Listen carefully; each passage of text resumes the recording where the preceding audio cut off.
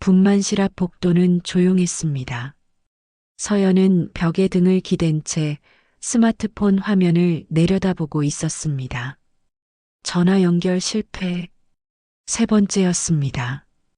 진통 간격은 이미 5분 이내로 좁혀져 있었고 간호사가 곧 들어가야 한다고 말했지만 서연은 한 번만 더 하고 버튼을 눌렀습니다. 신호음이 울렸습니다. 그리고 끊겼습니다. 병실 침대에 눕고 나서 얼마 지나지 않아 진동이 울렸습니다. 모르는 번호였습니다. 문자 메시지였고 내용은 없었습니다. 사진 한 장만 달랑 첨부되어 있었습니다. 서연은 화면을 눌렀습니다. 하얀 웨딩드레스, 긴 베일, 작은 꽃다발, 그리고 그 옆에 턱시도를 입은 남자, 강민준이었습니다. 웃고 있었습니다. 사진 아래 문자 한 줄이 붙어 있었습니다. 축하해줘서 고마워. 오늘 우리 결혼했어. 서연은 그 화면을 한동안 내려다보았습니다. 눈물은 나오지 않았습니다. 심장이 이상한 속도로 뛰었지만 손은 떨리지 않았습니다. 그저 숫자를 세기 시작했습니다. 조용히 차갑게. 이 이야기의 전부가 궁금하시다면 지금 구독 버튼을 눌러주세요. 평범해 보이는 사람들의 숨겨진 이야기를 매일 전해드립니다. 알림 설정까지 해두시면 다음 이야기를 가장 먼저 만나실 수 있습니다. 이제 시간을 조금 되돌려야 합니다. 이 모든 일이 시작된 곳으로.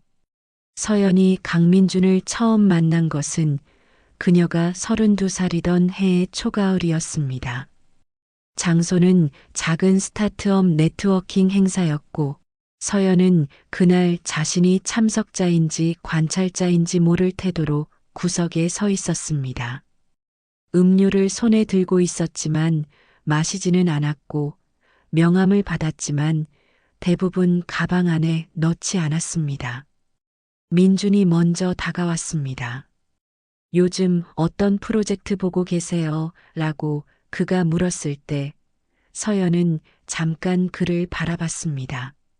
말을 잘하는 사람이구나 라는 생각이 들었습니다. 정확히는 말로 사람을 편하게 만드는 능력이 있는 사람이라는 생각이었습니다. 그게 재능인지 훈련인지는 그때 알 수 없었습니다. 서연은 대학 시절 만든 데이터 분석 툴이 대형 IT 기업에 인수된 후 표면적으로는 모든 일에서 물러난 상태였습니다. 지인들에게는 그냥 쉬고 있다고만 했고 실제로는 SY 라는 익명으로 여러 스타트업의 기술 자문을 이어가고 있었습니다. 드러내지 않는 것이 편했습니다. 자신의 이름이 앞에 나오는 것보다 뒤에서 구조를 짜는 것이 더 맞는 사람이라고 스스로 생각해 왔습니다. 민준과는 그날 이후로 종종 연락이 닿았습니다. 처음에는 업계 이야기였고 다음에는 밥이 됐고 그 다음에는 저녁이 됐습니다. 민준은 자신의 회사 이야기를 잘했습니다. 비전과 숫자를 섞어 말하는 방식이 설득력이 있었고 서연은 그 숫자 안에서 빈틈을 보면서도 말하지 않았습니다.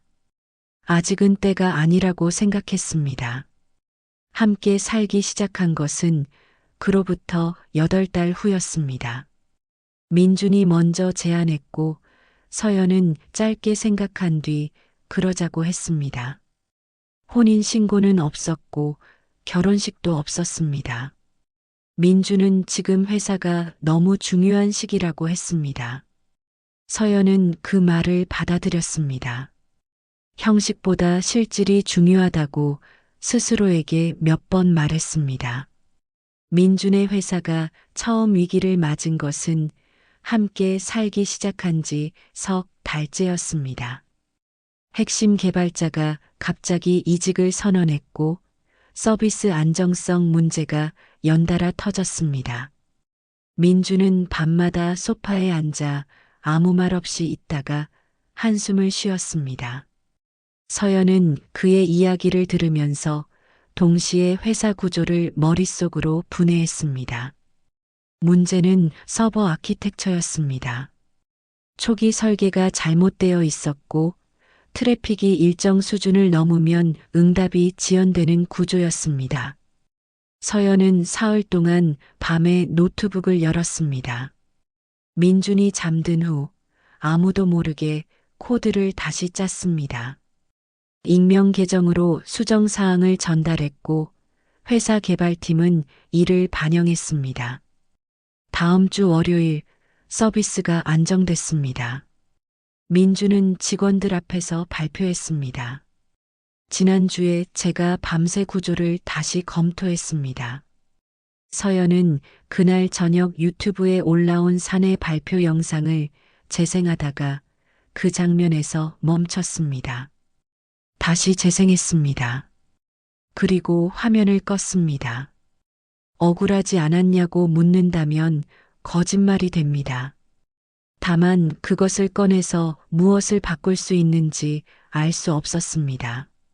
사랑이라고 생각했기 때문이었는지 아니면 그냥 드러내는 것이 익숙하지 않았기 때문인지 서연 자신도 그때는 알지 못했습니다.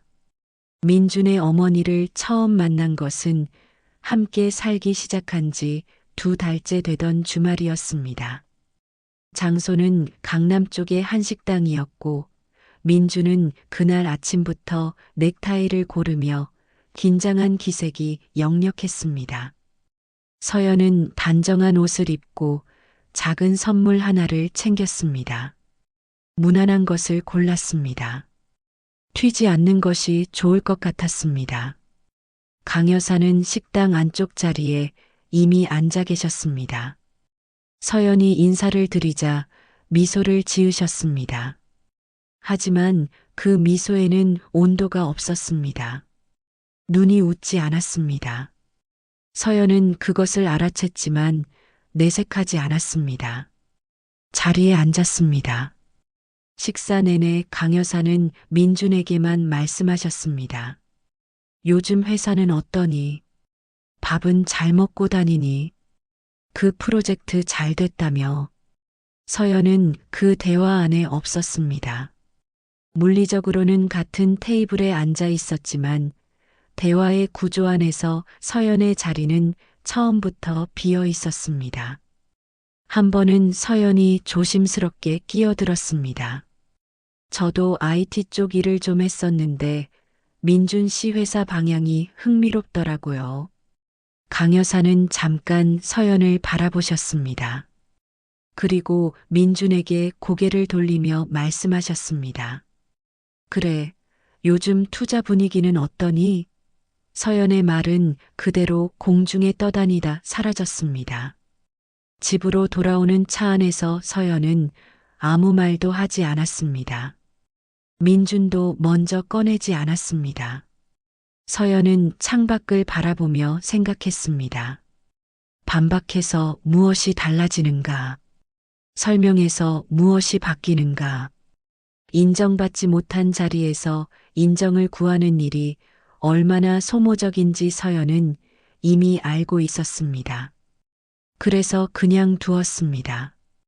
그 후로도 강 여사와의 자리는 몇 번 더 있었습니다.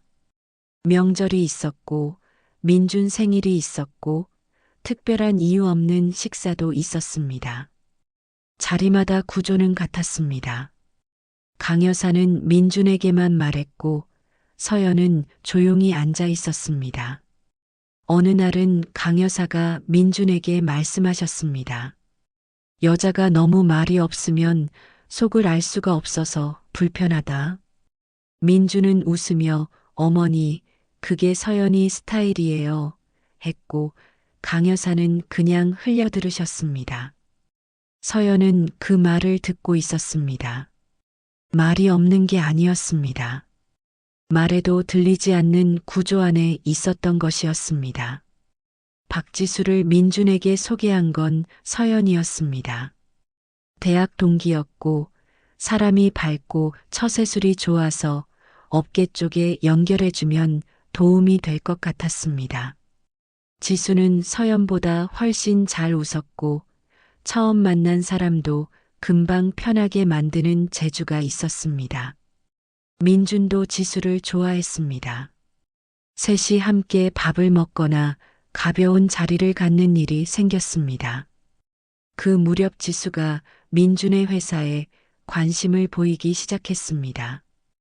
언니, 민준 씨 회사 방향이 진짜 흥미롭더라. 나도 뭔가 배우고 싶어. 서연은 그 말이 자연스럽다고 생각했습니다. 지수는 늘 그런 아이였으니까요. 눈이 밝고 욕심이 있고 좋은 것을 알아보는 감각이 있는 아이. 서연은 민준에게 지수를 한 번 더 챙겨주라고 했습니다. 나중에 돌아보면 그 말이 어떤 문을 열었는지 알게 됩니다. 하지만 그때의 서연은 몰랐습니다. 의심할 이유가 없었습니다. 아니, 정확히는 의심이 스치긴 했지만 그것을 붙들지 않았습니다. 믿는 쪽을 선택하는 것이 더 편했기 때문이었는지 아니면 믿고 싶었기 때문이었는지 그 경계도 그때는 흐릿했습니다. 임신 소식을 알게 된 것은 그의 늦가을이었습니다. 검사지에 두 줄이 나타나던 순간 서연은 한동안 그것을 바라보기만 했습니다. 기쁨과 두려움이 동시에 올라왔고 그 두 가지가 뒤섞인 채로 민준에게 전화를 걸었습니다. 민준은 기뻐했습니다. 전화기 너머로 웃는 소리가 들렸고 잘 됐다는 말도 했습니다. 서연은 그 목소리를 들으며 안도했습니다. 그런데 그날 저녁 그는 약속이 있다며 늦게 들어왔습니다. 다음 날도 그 다음 날도 집에 일찍 오지 않았습니다. 서연은 그러려니 했습니다. 스타트업 대표의 일정은 본래 그런 것이라고 또 한 번 스스로에게 말했습니다. 말할 수 없었던 것이 아니라 말해야 한다는 사실 자체가 이미 피로했습니다. 임신 초기는 몸이 먼저 알았습니다. 입덧이 심한 날에는 아침부터 아무것도 먹지 못했고 저녁이면 욕실 바닥에 앉아 있는 날도 있었습니다. 민주는 몰랐습니다. 말하지 않았으니까요. 아니, 말할 수 없었습니다. 말해야 한다는 사실 자체가 이미 지쳐 있었습니다. 산부인과 검진은 처음 두 번은 민준도 함께 했습니다. 초음파 화면 앞에서 그는 진지한 표정을 지었고 의사의 말을 짧게 메모하기도 했습니다. 서연은 그 모습이 좋았습니다. 그래도 이 사람이 함께하고 있구나 라는 감각이 있었습니다. 세 번째 검진부터 민주는 오지 않았습니다. 회의가 생겼다고 했습니다. 네 번째에는 출장이 잡혔다고 했습니다. 다섯 번째에는 아무 말도 없었습니다. 서연은 혼자 접수를 하고 혼자 번호표를 받고 혼자 초음파 사진을 받아들었습니다. 대기실에는 남편과 함께 온 임산부들이 있었습니다. 서연은 그 풍경을 보지 않으려 했습니다. 보면 마음이 쓸렸기 때문이었습니다. 그 무렵 지수와의 연락이 뜸해졌습니다. 예전에는 일주일에 두세 번씩 메시지를 보내오던 아이였는데 어느 순간부터 답장이 늦어졌습니다. 바쁜가 보다 생각했습니다. 서연도 몸이 무거워지면서 먼저 연락하지 않았고 그렇게 사이의 거리가 자연스럽게 벌어지는 것처럼 느껴졌습니다. 지금 돌아보면 그건 자연스러운 거리가 아니었습니다. 의도된 소원함이었습니다. 하지만 그때의 서연은 그냥 흘려보냈습니다. 배가 불러오면서 외출이 줄었습니다. 집안에 혼자 있는 시간이 길어졌고 그 시간 동안 서연은 두 가지를 했습니다. 하나는 아이 생각이었습니다. 이름, 방 색깔, 처음으로 함께 걷게 될 길. 그런 상상이 하루를 버티게 해주었습니다. 다른 하나는 노트북이었습니다. 민준의 회사가 두 번째 위기를 맞은 것은 임신 중반 무렵이었습니다. 경쟁사가 유사한 서비스를 먼저 출시하면서 시장 주목도가 급격히 떨어졌고 다음 투자 유치가 불투명해졌다는 이야기가 들렸습니다. 민주는 그 시기에 말이 줄었고 어떤 날은 연락조차 닿지 않았습니다. 서연은 그날 밤 노트북을 열었습니다. 민준이 아직 들어오지 않은 시간이었습니다. 서연은 화면을 켜고 잠시 생각했습니다. 그러고는 코드 에디터를 열었습니다. 손가락이 키보드 위에서 움직이기 시작했습니다. 오랫동안 해온 일이었습니다. 몸이 먼저 기억하는 종류의 일이었습니다. 민준 회사의 서비스 구조는 서연이 초기에 설계한 것이었습니다. 경쟁사에 밀리는 이유가 무엇인지 서연은 데이터를 보자마자 알았습니다. 핵심 기능 응답 속도가 경쟁사보다 느렸고 사용자 이탈이 특정 화면에서 집중적으로 발생하고 있었습니다. 서연은 밤새 구조를 다시 짰습니다. 배가 불러 오래 앉아 있는 것이 불편했지만 멈추지 않았습니다. 새벽 4시쯤 작업을 마쳤습니다.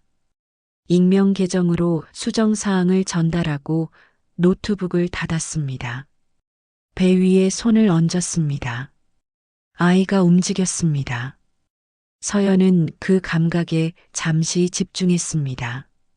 며칠 후 민준의 회사 서비스가 안정됐습니다. 민준은 전화로 말했습니다. 팀이 이번에 진짜 잘해줬어. 서연은 그래요 라고만 했습니다. 그 이상 말하지 않았습니다. 이상하다고 느낀 순간이 없었던 건 아닙니다. 민준이 지수의 이름을 먼저 꺼내는 날이 있었습니다. 요즘 지수 씨 되게 성장했더라. 밥 한번 같이 먹자고 해도 되지? 서연은 그 말을 듣고 잠깐 무언가가 걸렸습니다. 그런데 입덧이 심한 날이었고 몸이 무거웠고 그 감각을 제대로 붙들지 못했습니다. 그냥 흘려보냈습니다. 서연은 자꾸 흘려보냈습니다. 출산 예정일이 2달 앞으로 다가왔을 때였습니다. 서연은 민준에게 조심스럽게 물었습니다. 다음 검진 같이 가줄 수 있어요? 민준은 고개를 끄덕였습니다. 그런데 그날 아침 그는 먼저 나가고 없었습니다. 짧은 문자 한 통만 남겨두고요. 미안. 급하게 미팅 생겼어. 서연은 그 문자를 보고 가방을 들었습니다. 병원으로 갔습니다. 혼자요. 병원 대기실은 늘 비슷한 풍경이었습니다. 형광등 불빛, 번호표 기계, 그리고 임산부들이 앉아 있는 플라스틱 의자들. 서연은 번호표를 뽑고 구석 자리에 앉았습니다. 옆자리는 비어 있었습니다. 오른쪽 2자리 건너에는 젊은 부부가 앉아 있었습니다. 남편이 아내의 가방을 들어주고 있었고 아내가 무언가를 말하자 남편이 웃었습니다. 서연은 그쪽을 보지 않으려 했지만 눈이 갔습니다. 그리고 시선을 창밖으로 돌렸습니다. 번호가 불렸습니다. 서연은 혼자 진료실 문을 열고 들어갔습니다. 초음파 화면에 아이가 보였습니다. 의사가 여기 심장 소리 들려요. 라며 화면을 가리켰습니다. 작고 빠른 소리였습니다. 서연은 그 소리를 들으며 숨을 참았습니다. 이 소리만은 확실했습니다. 흔들리지 않는 것이었습니다. 진료실을 나오면서 서연은 초음파 사진을 받아들었습니다. 사진을 지갑 안에 넣으면서 잠깐 생각했습니다. 민준에게 보내야 하나. 손가락이 멈췄습니다. 그리고 지갑을 닫았습니다. 지금 이 사진을 보내는 것이 무언가를 확인받고 싶어서인지 아니면 그냥 함께하고 싶어서인지 구분이 안 됐습니다. 구분이 안 되는 감정을 행동으로 옮기는 것이 맞지 않는 것 같았습니다. 택시를 타고 집으로 돌아왔습니다. 현관문을 열고 들어서니 집안은 조용했습니다. 민준의 구두가 없었습니다. 서연은 코트를 벗어 걸고 소파에 앉았습니다. 배 위에 손을 얹었습니다. 아이가 느리게 움직였습니다. 그날 저녁 민준에게서 연락이 왔습니다. 미팅 길어졌어. 늦을 것 같아. 서연은 알겠어요. 라고만 답했습니다. 그 이상 묻지 않았습니다. 이미 묻는 것이 소용없다는 것을 알고 있었던 건지 아니면 그냥 지쳐 있었던 건지 그 경계도 흐릿했습니다. 그 무렵 서연은 이상한 것을 하나 눈치챘습니다. 민준의 회사 내부 공지 시스템에 접근할 일이 있었는데 초기 설계 당시 서연이 만든 관리자 계정이 아직 살아 있었습니다. 접속해보니 최근 인사 발령 내역이 보였습니다. 외부 기술 자문 계약 신규 등록. 이름은 없었습니다. 하지만 계약 시작일과 담당 업무 항목이 눈에 들어왔습니다. 서연이 익명으로 해오던 역할과 정확히 겹쳤습니다. 서연은 화면을 닫았습니다. 잠깐 창밖을 바라보았습니다. 뭔가를 확인하고 싶은 마음이 있었지만 동시에 확인하고 싶지 않은 마음도 있었습니다. 알게 되면 행동해야 하고 행동하면 관계가 흔들리고 관계가 흔들리면 지금 배 안에 있는 아이의 세계도 흔들리는 것 같았습니다. 그래서 그냥 두었습니다. 그게 실수였는지 현명함이었는지는 지금도 알 수 없습니다. 다만 서연은 그날부터 조용히 몇 가지를 정리하기 시작했습니다. 자신의 이름으로 등록된 지식재산권 목록을 다시 확인했습니다. 초기 기술 자문 계약서, 사본을 찾아 따로 저장해 두었습니다. 서버 접근 권한 코드를 별도의 파일로 백업했습니다. 이유는 말하기 어려웠습니다. 그냥 손이 먼저 움직였습니다. 민준이 그날 밤 늦게 들어왔습니다. 서연은 이미 불을 끄고 누워 있었습니다. 민준이 조심스럽게 들어오는 소리가 들렸습니다. 침대 옆에 앉는 기척이 느껴졌습니다. 잠깐의 침묵이 흘렀습니다. 그러다 민준이 조용히 말했습니다. 자, 서연은 눈을 감은 채로 대답하지 않았습니다. 잠든 척이었습니다. 잠든 척을 하면서 서연은 생각했습니다. 이 사람은 나를 믿고 있는가? 아니면 내가 아무것도 모른다고 믿고 있는가? 두 가지는 전혀 다른 것이었습니다. 출산 예정일이 3주 앞으로 다가온 날 밤이었습니다. 서연은 혼자 거실에 앉아 노트북을 열었습니다. 아이 방으로 쓸 공간 정리를 마쳤고 출산 준비물 목록도 다 챙겨두었습니다. 해야 할 일들이 생각보다 많았지만 하나씩 해나갔습니다. 준비되지 않은 채로 그날을 맞이하고 싶지 않았습니다. 무엇에 대한 준비인지는 스스로도 정확히 말하기 어려웠습니다. 출산인지 아니면 그 이후 진통이 시작된 것은 아침 일찍이었습니다. 처음에는 묵직한 느낌이었습니다. 허리 아래쪽에서 조여드는 감각이 왔다가 사라졌습니다. 서연은 시계를 봤습니다. 간격을 재기 시작했습니다. 15분, 12분, 10분. 민준에게 전화를 걸었습니다. 신호음이 울렸습니다. 받지 않았습니다. 문자를 보냈습니다. 진통 시작됐어요. 답장이 오지 않았습니다. 서연은 미리 싸두었던 가방을 들었습니다. 신발을 신으면서 한 번 더 전화를 눌렀습니다. 이번에도 연결이 되지 않았습니다. 택시를 불렀습니다. 진통 간격을 재면서 창밖을 바라보았습니다. 거리에는 아무것도 특별한 것이 없었습니다. 평범한 아침이었고 평범한 하늘이었습니다. 그런데 서연은 그날의 하늘 색깔을 지금도 기억합니다. 흐리지도 맑지도 않은 묘하게 옅은 하늘이었습니다. 분만실 앞에서 간호사가 물었습니다. 보호자분은요? 서연은 짧게 말했습니다.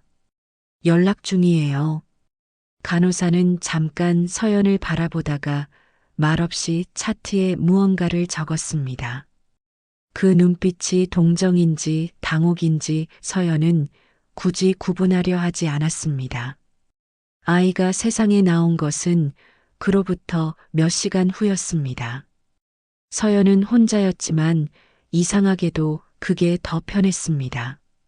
누군가의 눈치를 볼 필요도 괜찮은 척을 할 필요도 없었으니까요.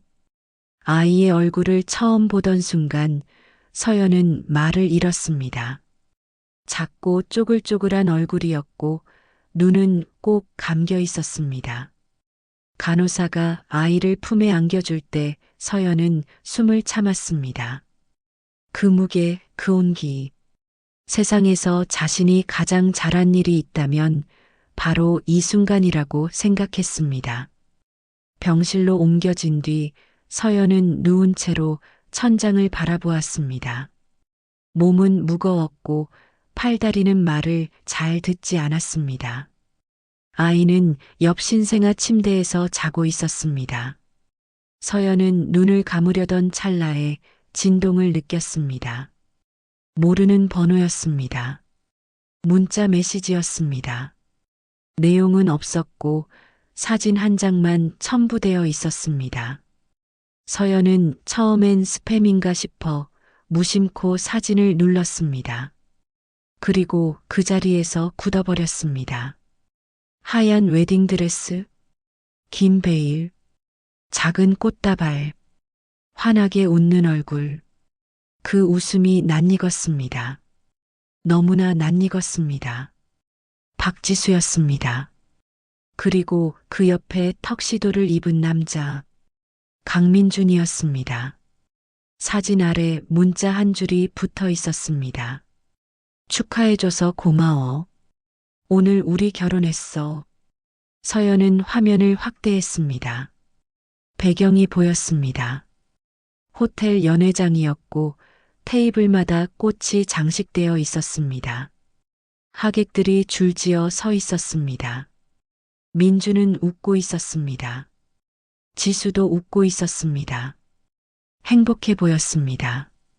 슬퍼 보이거나 미안해 보이는 얼굴이 아니었습니다. 그냥 행복한 얼굴이었습니다. 그게 이상하게도 더 선명하게 가슴에 박혔습니다. 숨이 얕아지는 것이 느껴졌습니다. 그런데 눈물은 나오지 않았습니다. 눈물이 나올 자리에 다른 무언가가 꽉 들어차 있었습니다. 굳이 말로 하자면, 아, 그렇구나, 였습니다. 서연이 분만실에서 아이를 낳는 그 시간에 민주는 결혼식을 하고 있었습니다. 서연은 민준에게 전화를 걸었습니다. 이번엔 받았습니다. 전화기 너머로 웅성거리는 소리가 들렸습니다. 하객들의 웃음소리, 음악소리, 유리잔이 부딪히는 소리. 민준이 잠깐 기다리라며 자리를 피하는 기척이 느껴졌습니다. 그러고는 낮게 말했습니다. 지금 좀 곤란해. 서연은 잠깐 아무 말도 하지 않았습니다. 아이가 태어났다고 말하려다 입을 닫았습니다. 그 말을 이 자리에서 이 사람에게 지금 당장 해주고 싶지 않았습니다. 알겠어요. 서연은 그 말만 하고 전화를 끊었습니다. 고개를 옆으로 돌렸습니다. 아이가 자고 있었습니다. 아주 고요하게 작은 주먹을 쥔 채로. 그 모습을 보는 순간 비로소 눈가가 뜨거워졌습니다. 슬퍼서가 아니었습니다. 분해서도 아니었습니다. 이 아이에게 이 사람을 아버지라고 불러주게 할 수 없다는 것이 처음으로 명확하게 느껴졌기 때문이었습니다. 서연은 조용히 눈물을 닦고 다시 아이를 바라보았습니다. 그리고 천천히 노트북 가방 쪽으로 손을 뻗었습니다. 준비는 이미 되어 있었습니다. 병실의 밤은 조용했습니다. 복도에서 간간히 들려오는 발소리, 가끔 우는 신생아의 소리, 그리고 멀리서 들리는 기계음. 서연은 잠을 자지 않았습니다. 자려고도 하지 않았습니다. 아이가 옆에서 숨을 쉬고 있었고 서연은 그 숨소리를 들으며 노트북 화면을 바라보았습니다. 화면에는 세 개의 문서가 열려 있었습니다. 첫 번째는 기술 자문 계약서였습니다. 서연이 익명으로 민준 회사와 맺은 계약이었고 계약 해지 조항이 명시되어 있었습니다. 두 번째는 지식재산권 등록 목록이었습니다. 민준 회사 핵심 알고리즘 3건이 서연의 이름으로 등록되어 있었습니다. 세 번째는 서버 접근 권한 코드 파일이었습니다. 처음 설계할 때부터 서연의 손에 있던 것이었습니다. 서연은 화면을 보며 숫자를 다시 정리했습니다. 분노가 없었던 건 아닙니다. 있었습니다. 그런데 그게 격하게 치솟는 종류의 분노가 아니었습니다. 뜨거운 것이 아니라 차가운 것이었습니다. 가슴 깊은 곳에서 단단하게 굳어가는 종류의 감정이었습니다. 서연은 그 차가움을 억누르려 하지 않았습니다. 오히려 가만히 들여다보았습니다. 연락처를 열었습니다. 한 이름을 찾았습니다. 법무법인 대표 변호사였습니다. 아버지 유산 정리를 할 때 인연이 된 분이었고 그 이후로 개인 자산 관련 일들을 간간히 맡겨 신뢰를 쌓아온 분이었습니다. 늦은 시간이었지만 서연은 주저하지 않았습니다. 문자를 보냈습니다. 내일 오전 중에 통화 가능하신지요? 기술 자문 계약 해지 및 지식재산권 관련 법적 절차를 시작하려 합니다. 빠를수록 좋습니다. 전송 버튼을 누르고 나서 노트북을 닫았습니다. 손이 떨리지 않았습니다. 그게 서연 스스로도 조금 놀라웠습니다. 다음 날 아침 변호사에게서 전화가 왔습니다. 서연은 조용히 상황을 설명했습니다. 감정적인 말은 최대한 빼고 사실 위주로만 말했습니다. 보유 지식 재산권의 종류와 등록 경위, 기술 자문 계약의 내용과 해지 조항, 서버 인프라 설계 기여 범위. 변호사는 중간중간 확인 질문을 했고 서연은 모두 답할 수 있었습니다. 숫자를 놓친 적이 없었으니까요. 통화를 마치고 변호사가 마지막으로 한마디를 덧붙였습니다. 생각보다 강한 포지션에 계십니다. 서연은 그 말을 들으며 창밖을 보았습니다. 아침 햇살이 병실 안으로 비스듬히 들어오고 있었습니다. 강한 포지션? 맞았습니다. 처음부터 강한 포지션에 있었습니다. 다만 그것을 쓰지 않았을 뿐이었습니다. 법무법인 명의로 공문 3장이 민준의 회사로 발송된 것은 그로부터 이틀 후였습니다. 기술 자문 계약 즉시 해지 통보, 지식재산권 이전 요청, 철회 및 원상 회복 요구, 서버 인프라 접근 권한 이관 기한 통보. 문장은 간결했고 감정이 없었으며 그래서 더 단단했습니다. 공문이 도착한 날 오후 민준의 회사 핵심 서비스가 불안정해지기 시작했습니다. 서버 구조의 핵심 설계권이 흔들리자 개발팀이 대응에 나섰지만 원천 구조를 모르는 상태에서는 한계가 있었습니다. 업계에서 조용히 소문이 돌기 시작했습니다. Y가 빠졌다는 이야기였습니다. 그 익명 뒤에 누가 있는지 처음으로 사람들이 궁금해하기 시작했습니다. 민준에게서 전화가 왔습니다. 처음엔 받지 않았습니다. 두 번째도 받지 않았습니다. 세 번째가 울렸을 때 서연은 잠깐 화면을 내려다보다가 조용히 옆으로 뒤집어 놓았습니다. 그날 저녁 문자가 왔습니다. 이게 무슨 짓이야? 지금 당장 얘기해. 서연은 그 문자를 읽고 잠시 생각했습니다. 무슨 짓? 제가 한 일이 그에게는 짓으로 보이는 것이었습니다. 배신도 방치도 이중관계도 아니고 제가 제 것을 돌려받는 일이 그에게는 짓이었습니다. 서연은 답장하지 않았습니다.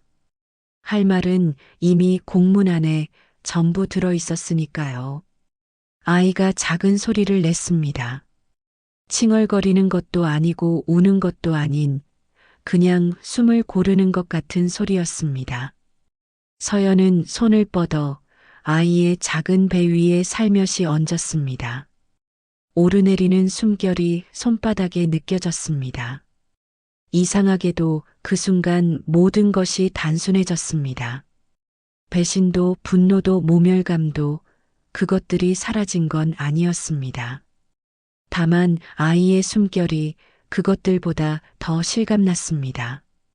더 선명했습니다. 더 중요했습니다.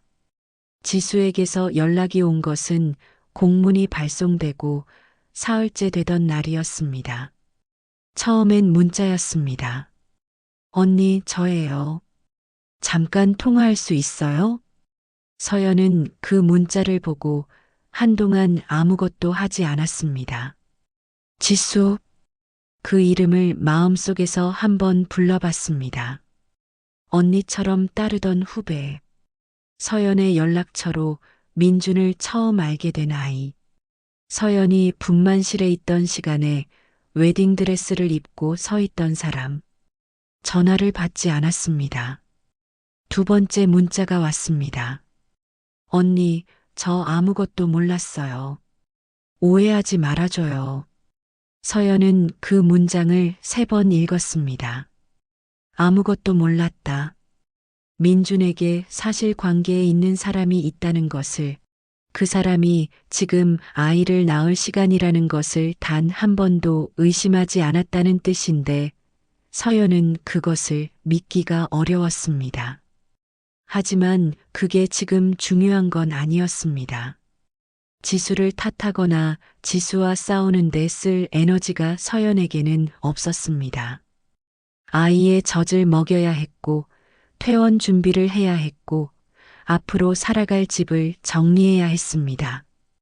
해야 할 일이 너무 많았고 지수는 그 목록 안에 없었습니다. 답장하지 않았습니다. 강 여사에게서 전화가 온 것은 그 다음 날이었습니다. 서연은 이번엔 받았습니다. 무슨 말을 하실지 짐작이 갔고 그렇기 때문에 오히려 들어야 한다고 생각했습니다. 강 여사의 목소리는 낮고 차가웠습니다. 이런 방식으로 일을 처리하면 안 되지 않느냐? 회사가 흔들리면 준서 하나만의 문제가 아니다. 주변에 피해를 주는 게 옳은 일이냐? 서연은 끝까지 듣고 나서 말했습니다. 어머니, 저는 제 것을 돌려받는 것입니다. 그게 누구에게 피해가 된다면 그건 제가 아닌 다른 분이 만들어 놓은 상황 때문입니다. 짧은 침묵이 흘렀습니다.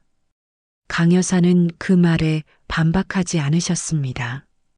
잠깐 무언가를 말씀하시려다 결국 전화를 끊으셨습니다. 서연은 통화 종료음을 들으며 생각했습니다. 이분은 처음부터 아셨을 것입니다. 아들이 어떤 사람인지 그것을 알면서도 묵인하셨고 그 묵인 속에서 서연은 계속 바깥에 있었습니다. 섭섭함이 없다고 하면 거짓말이 됩니다. 그런데 그 섭섭함이 서연을 붙들게 두고 싶지 않았습니다. 그것도 에너지가 드는 일이었으니까요. 민준이 직접 병원으로 찾아온 것은 퇴원 하루 전날이었습니다. 서연은 병실 문이 열리는 소리를 듣고 고개를 들었습니다. 민준은 초췌해 보였습니다. 넥타이도 없었고 머리도 정돈되지 않았습니다. 그가 천천히 들어오며 말했습니다. 나 좀 봐줘. 얘기하자. 서연은 아이를 안고 있었습니다. 잠깐 민준을 바라보았습니다. 이 사람의 얼굴이 이렇게 낯설어진 게 언제부터였을까? 라는 생각이 스쳤습니다. 말했습니다. 변호사 통해서 하세요. 민준은 그 말에 잠깐 굳었습니다. 그러더니 목소리를 낮추었습니다. 내가 잘못했어. 알아. 근데 지금 회사가 정말 위험해. 서연아, 제발. 서연은 대답하지 않았습니다. 민준이 아이 쪽으로 시선을 옮겼습니다. 잠깐 아이를 바라보다가 뭔가를 말하려 했습니다. 서연이 먼저 말했습니다. 나가주세요. 민준은 한동안 서 있었습니다. 그러다 천천히 돌아서서 나갔습니다. 문이 닫혔습니다. 서연은 아이를 더 가까이 안았습니다. 손끝이 잠깐 떨렸습니다. 슬픔인지 안도인지 알 수 없는 감각이 동시에 왔습니다. 퇴원날 아침 도연에게서 연락이 왔습니다. 서연 씨 소식 들었어요. 괜찮아요? 서연은 잠깐 그 메시지를 바라보았습니다. 오랫동안 연락을 끊고 살았는데도 이 사람은 여전히 이런 식으로 먼저 연락을 해왔습니다. 괜찮아요. 라고 답했습니다. 그리고 잠깐 망설이다가 한마디를 더 붙였습니다. 나중에 시간 되면 차 한잔 해요. 도연에게서 답장이 빠르게 왔습니다. 언제든지요. 서연은 아이를 안고 병원 복도를 걸었습니다. 퇴원 수속을 마치고 자동문이 열리는 순간 바깥 공기가 얼굴에 닿았습니다. 차가웠습니다. 서연은 아이를 더 단단히 감쌌습니다. 아이가 눈을 떴습니다. 처음으로 바깥빛을 보는 얼굴이었습니다. 서연은 그 눈을 들여다보며 속삭였습니다. 우린 괜찮을 거야. 그 말이 아이에게 하는 말인지 자신에게 하는 말인지 서연은 굳이 구분하지 않았습니다. 봄이 왔습니다. 아이가 태어난 건 늦가을이었으니 세상에 나온 지 꼭 5달이 지난 셈이었습니다. 아이는 그 사이 많이 자랐습니다. 태어나던 날 서연의 손바닥 안에 쏙 들어오던 얼굴이 이제는 서연의 가슴에 기댈 만큼 커졌고 눈을 뜨면 주변을 두리번거리며 무언가를 찾는 눈빛이 생겼습니다. 웃을 때는 잇몸이 다 보였고 그 웃음이 너무 환해서 서연은 가끔 그냥 멈춰서 한참을 바라보곤 했습니다. 아이의 이름은 이준이라고 지었습니다. 준비된 사람이 되었으면 해서였습니다. 화려하지 않아도 단단하게 자기 자리에서 흔들리지 않고 살아가는 사람. 그런 이름이었습니다. 도연과 차를 마신 것은 퇴원하고 열흘쯤 지난 날이었습니다. 조용한 카페였고 오전 시간이었습니다. 도연은 자리에 앉자마자 서연을 보며 말했습니다. 오래 기다렸어요. 서연은 그 말의 무게를 알았습니다. 업계 이야기를 하는 것이 아니었습니다. 서연이 스스로를 드러내기를 오래 기다렸다는 뜻이었습니다. 도연은 서연이 Y 라는 사실을 알고 있는 유일한 사람이었습니다. 그리고 그 사실을 알면서도 한 번도 먼저 꺼내지 않았던 사람이었습니다.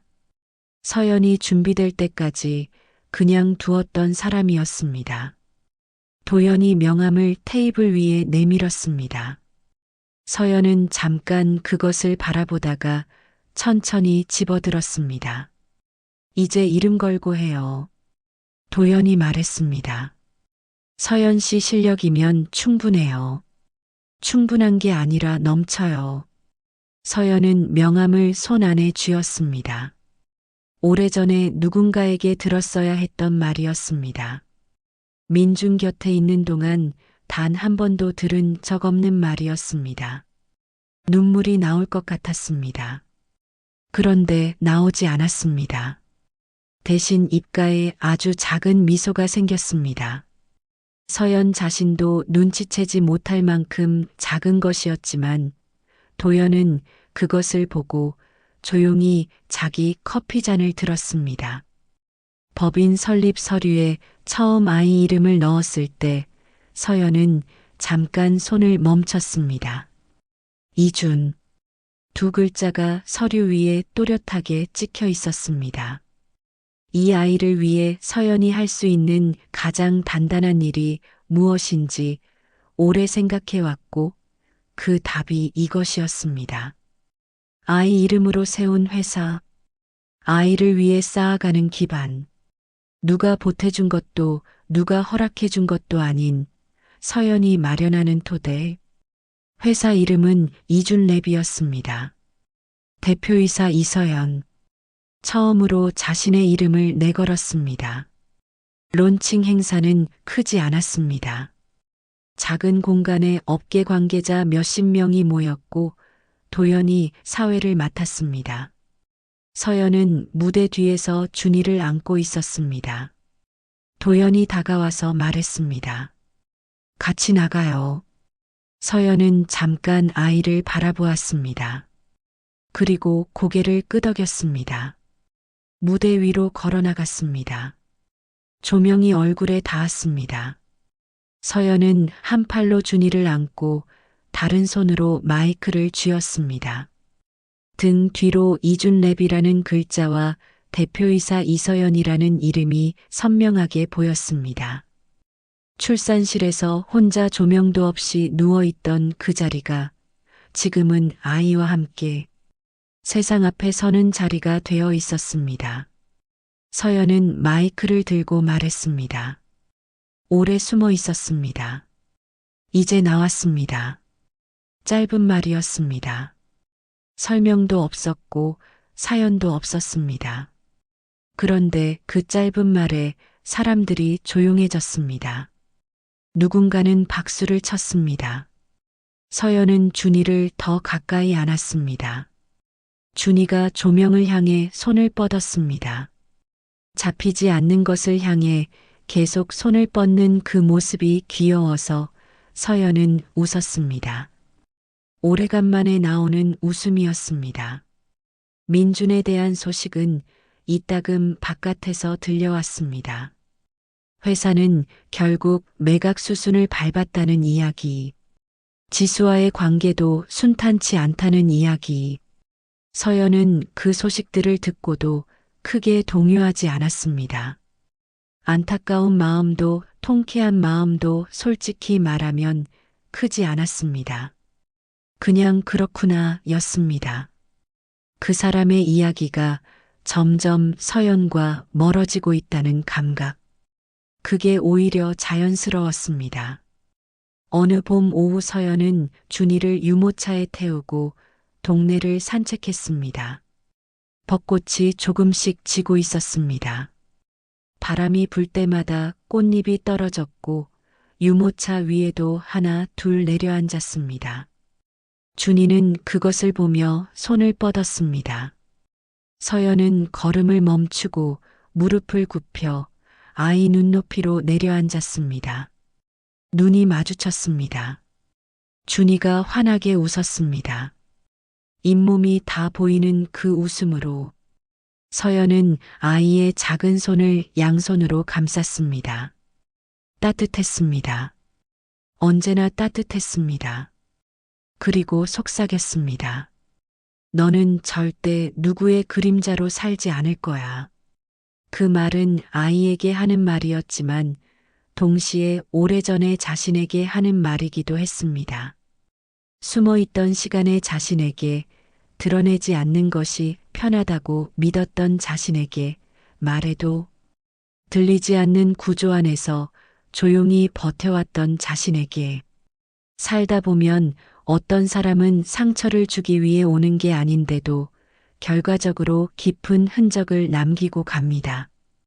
그 흔적이 서연을 무너뜨렸는가 하면 그렇지 않았습니다.